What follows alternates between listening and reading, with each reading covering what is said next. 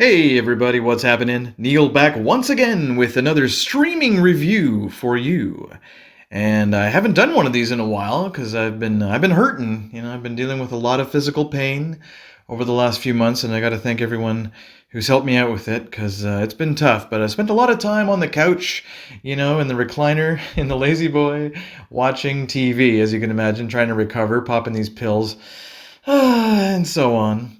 But the good news is I was able to watch The Lord of the Rings, The Rings of Power, all 8 episodes, which are on Prime Video. Yes, the most expensive show ever made up to this point. And of course, when I talk about this show, I'm going to be spoiling the hell out of it, so huge spoiler alert for all you fans that want to see the show but haven't yet. So just a heads up, you might want to come back because I know you will. Come back after watching the show. Anyway, there are 2 very important points that I have to point out about this very impressive but controversial show. And the 2 main points are that it is, first of all, it's not in canon with the Peter Jackson films that we know and love. Okay, so that whole world is a whole different, reality of Lord of the Rings, a whole different adaptation. They're not related. And it's also, it's not even really an accurate adaptation of Tolkien's writing. And that's the other main thing here, is that you have to go into this series knowing, if you have read, Unfinished Tales and the appendices, Simarillion, whatever, if you've read everything Tolkien, then you have to come into this series knowing, okay, this is not going to be the Tolkien books that I've read and imagined, for so long. If you want that, go read the books, or better yet, go watch, like Nerd of the Rings or Men of the West, or one of those YouTube channels that are really good at telling the stories of, the pure Tolkien mythology here. So it's not going to be for devout book fans. It's not for Tolkien purists. A lot has changed. So for this, book fans will hate it, but film fans, well, they seem to like it. As far as most of the film fans that I've talked to, and again, it has nothing to do with Peter Jackson movies, but film fans do seem to love the show as much as they, almost as much as they love those films. So now I gotta say, as a fan of both, I do adore both the books and the Lord of the Rings trilogy of films. I went into this show just knowing that there's going to be some look out, I don't know, but if they should change that, kind of moments. And there's always going to be those kind of things. There's always going to be major changes, especially when it's a novel or a series of novels, or just a bunch of kind of short stories, really, that are being adapted into this lengthy TV show. They're going to add stuff and they need to change things. The truncated timeline is probably the most controversial aspect, but I'll get into that in a moment. I honestly enjoyed this show as a show, and I didn't care too much about, that's not what Tolkien would have wanted. Who knows? Who cares really in the end, with all due respect to the man? It's, you can't adapt a novel this way. It's too difficult. One thing I was wary of, though, from the trailers was that I was worried about the romance between the woman Bronwyn and the elf Arondir, I believe his name is. But there really wasn't much of that. There really wasn't too much of that in season 1. So my fears were easily put to rest there. So I gotta say that first episode, though, episode 1, was fantastic. I thought it was beautiful. It was set in the First Age, and unfortunately, due to certain rights that Tolkien's estate or family, they won't let them do certain stories. We can't hear too many stories about Morgoth and the First Age and everything. But having to work around that must have been difficult, but they managed to pull it off. I gotta say, they really did it. They did a great job with episode 1. When I saw the 2 trees, I was like, oh, that's beautiful. We see the 2 trees in live action, and we get to see Finrod, Galadriel's older brother, who would sadly be murdered by Sauron's wolves in the First Age. And this sparks Galadriel's thirst for vengeance, her need to get back at Sauron, to kill Sauron. Yeah, I did love every moment of episode 1. I was very, very impressed with this show. I think I posted on Facebook right away, 9 out of 10, 9 out of 10. It's a great, great start. And it was. I really think so. I think out of all the episodes, it's actually the one that's easiest to defend, simply because, to the haters, simply because the way they had to work around the rights issues, they did such a good job with that. Anyway, in episode 2, we meet Halbrand, who is this ally of Galadriel. He winds up saving her life, and she also saves his life in return. And it looks like it's going to be a possible romance, and that made me kind of groan. I was like, oh no, these two aren't going to like hate each other like, Han Solo, Princess Leia styles, and then they're going to wind up together later, are they? I don't know. No. So thankfully that didn't happen. They certainly had different plans for these characters. Galadriel being this, very powerful woman warrior, and she's played very well by the actress. I think she's really great. I really do think that this is a good version of Galadriel, even though it's obviously a less powerful version at the beginning of the show. It's before she gets her ring.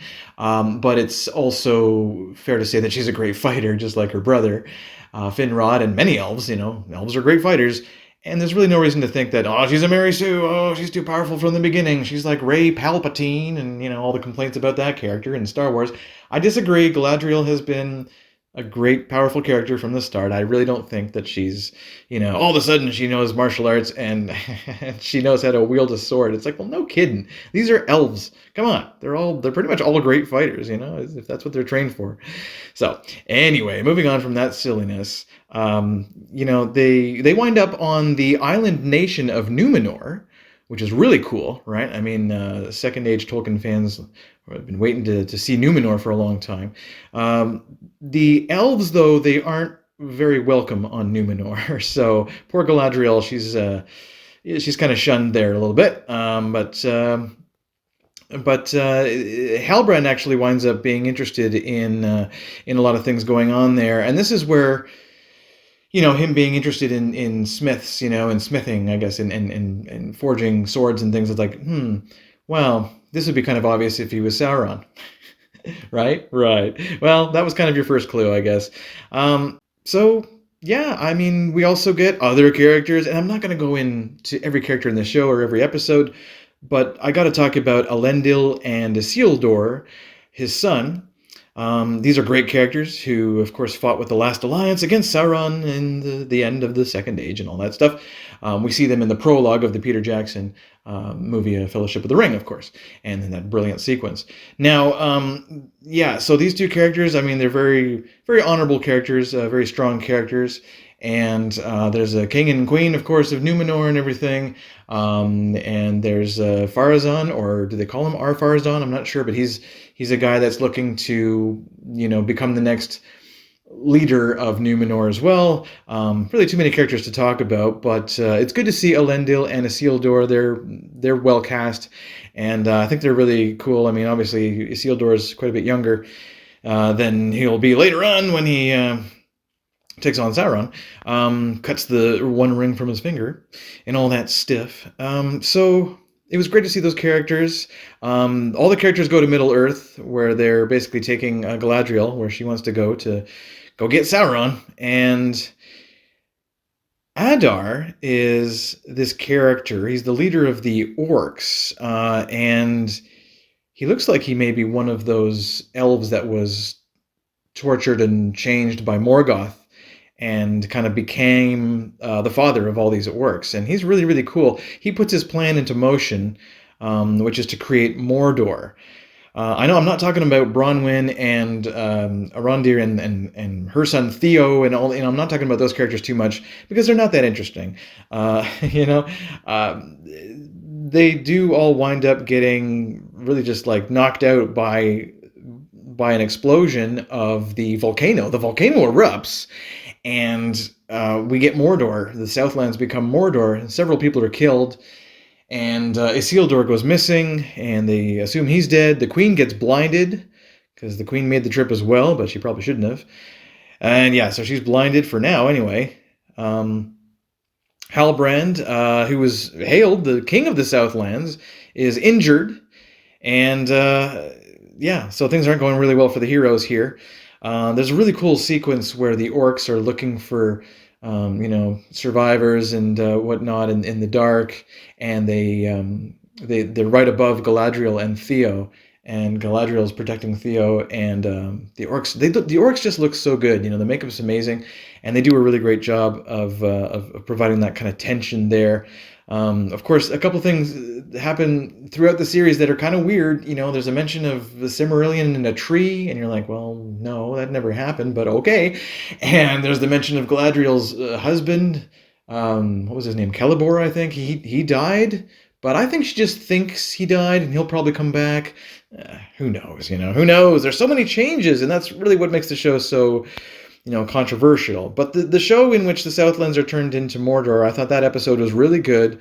And, one thing I got to talk about as well that I haven't talked about, one of my favorite parts about the show, is certainly the relationship, the friendship between Elrond and Durin, because that's fantastic. And we also get dwarf women for the first time. We get to look at dwarf women, or at least one woman, anyway, Disa, right, which is Durin's wife. So, yeah, pretty cool that we get that finally, to see that. And they're really good actors, all of them, and the way they communicate is fantastic. So I'd be remiss if I didn't talk about that, and also other things like the Harfoots. So, meanwhile, the Harfoots, which are these short people, they're a precursor to hobbits. They're looking for a new home when a man falls from the sky and crashes down like a meteorite onto the ground, and young Nori, and her friend Poppy, a couple of Harfoots, they go help him, and he doesn't know what's going on. He's not really speaking, any language they understand. He seems impervious to fire, though. So that's one clue. It's like, is this Sauron who's been cast out or something? Or I don't know. But he doesn't look like what we would think Sauron would look like. So, yeah, not too likely, right? Yeah. But it's true. He has no idea who he is. So this stranger, this meteor man who falls from the sky, I knew he was probably a Maiar, which, if you don't know, it's a servant of the more powerful Valar, godlike beings that created things like the stars and things like that. So it's it's a long kind of convoluted tale, but it's brilliant. Definitely read the Simarillion, read everything you can about the creation of all these beings. But in this show, things are going to be quite a bit different. So we have no idea who this is. Is it Gandalf? Is it Radagast? Is it one of the blue wizards? We never really quite find out until the end. So, yeah, might as well talk about that now, because he's obviously not Sauron. But he could have been Sauron at one point, and in fact, there were these female cultists that find him and believe him to be Sauron, but he's not. Now, the Harfoots, they try to rescue the stranger, but they're tricked and attacked, and they wind up being saved by the actual stranger, and he is a Maiar. He's an Istar, or Istari, or whatever they call it. And yeah, he winds up being one of the wizards. And we think he's Gandalf, because the way he vanquishes these cultists, the Dweller and the other two, he gets a hold of her staff, and then he turns them into moths. And I thought, remember when Gandalf used moths in Fellowship of the Ring to call the eagle to save him from Saruman? Anyway, maybe that's just a guess and coincidence, but who knows? It just seemed that way to me. It seems like he is Gandalf, and they don't really care about when Gandalf supposedly came to Middle-earth in the books. Who cares? Well, film fans don't care if they haven't read the books, that's for sure. And it very well may be Gandalf, because, of course, what winds up happening is very familiar to The Hobbit and the Fellowship of the Ring. He takes off with the Hobbit. He takes off with not Frodo, but he takes off with Nori. Nori winds up going with him, which is kind of like, to me, it's kind of like, I don't know. I mean, Nori and Gandalf, I guess. I guess this is where he gets his love of little people from short people or whatnot, but the love of the hobbits, right? And maybe the Harfoots do become the hobbits at some point by the end of the series. Who knows? But this is, this all happens in episode 8, and this is where the show really differs a lot from the books. Halbrand was suspect number one to be Sauron, really, from the start, from the first time we see him, especially since the way he survived the attack of the sea monster. Oh, he's okay. How did he survive? Nobody else did. Well, that's because he's friggin' Sauron. Yeah. That's his fair form, or hot Sauron, as some call him. That's pretty funny. As soon as he gave Celebrimbor a gift, he says, "Call it a gift." I knew it was the Dark Lord for sure, and they're just not going with the Anatar, alter ego that they did in the books, where they tricked the elves into thinking that he's, somebody else, entirely like an elf. But Sauron's not an elf, of course. He's a Maiar, just like Gandalf. So, it was pretty obvious that he was Sauron from the beginning, I think. So, with Halbrand's help, they begin creating the Rings of Power. So, Celebrimbor and his other, fellow elves that forge these things, they decide to want to forge a crown at first, and they tell Gil-galad, who is the High King of the Noldor, great to see that character in the show, he does not want them to do it, but they do anyway. However, Galadriel does expose Sauron, and he tries to get her to see his way, and even to be her queen, but I think he's lying, right? I mean, come on, it's got to be BS. She refuses him, wisely, but he winds up overpowering her, and he escapes, presumably with certain materials, because as far as we know, none of the rings were made yet up until that point. Galadriel and Elrond, he also realizes that there was no, heir to the Southlands, and Halbrand was, baloney. They both realize this, but they don't tell Celebrimbor because they want him to make rings. She says, make 3 rings untainted by the Dark Lord. And so we assume, well, like I said, I assume that, Sauron has the materials he'll take back to Mordor to forge the rest of the rings. Maybe he doesn't need those materials. Maybe he's already got them. I don't know. But did they already do that and not show it? It's hard to say. We'll have to find out in season 2, right? So who knows? But they do make the 3 elven rings of power in this show. So they do make the rings of power in the show called Rings of Power. Yes, they do. In the final episode. Hey, finally, right? But yeah, I gotta praise the production overall. There is some pacing issues, certainly. I mean, this last episode is a bit more truncated than even I will kind of really celebrate. It wasn't quite the best episode of the series, but it was very good. The look of the show, the look of the show is fantastic. That's money well spent right there. The makeup and certainly the practical effects as well. Really good job on the practical effects here.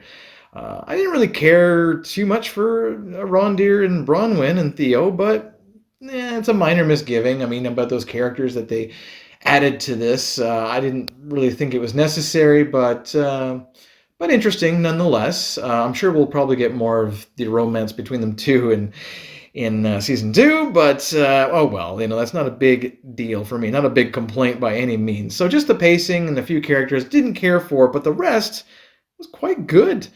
I really enjoyed the rest, and even the Harfoots were pretty charming. So for my final thoughts, I gotta say, yeah, the good outweighs any bad, I think, especially the Durin and Elrond stuff, where they dig deep for Mithril, and they wind up waking up the Balrog. The Balrog is not awakened by a leaf falling, although it kind of seems that way. He's not woken up by the leaf. The leaf just burns up, and we discover that the Balrog has already been awakened from the previous chipping away at the walls and everything. It's fantastic. I love the relationship between those characters, and a lot of these characters are really good. I think the acting is actually a little bit underrated and quite good at times, especially Halbrand. I think Vickers is very good as this character, and I can't wait to see more because it really does leave you wanting more. So there you go, guys. That is my epic review of the Rings of Power. I think overall, I'm going to give it, for all 8 episodes as an average, I think I'm going to give it an 8 out of 10 because it is a quality show And no, it's not a great adaptation of Tolkien's writings. No, it's not. But that's not the point. The point is that it's the whole new thing. And people have to understand that, but some won't, and they'll just hate it. If you watch the whole thing and you don't like it, fine. But if you don't watch it and you hate it, well, you're no better than the trolls on Rotten Tomatoes. You got to ignore the audience score, honestly, on Rotten Tomatoes and just go, okay, well, I'll believe the critics maybe, but never the audience. Because the audience is, they can be trolls, some of them. You never know. Anyway, that's my opinion. 8 out of 10. Solid, good show. Money well spent. It's going to be a couple of years till season 2, but I can't wait. Until next time, guys. Yeah, I'm out of breath. So until next time, guys, this is Neil. Thanks so much for tuning into this crazy long review of The Lord of the Rings, The Rings of Power. Until next time, peace.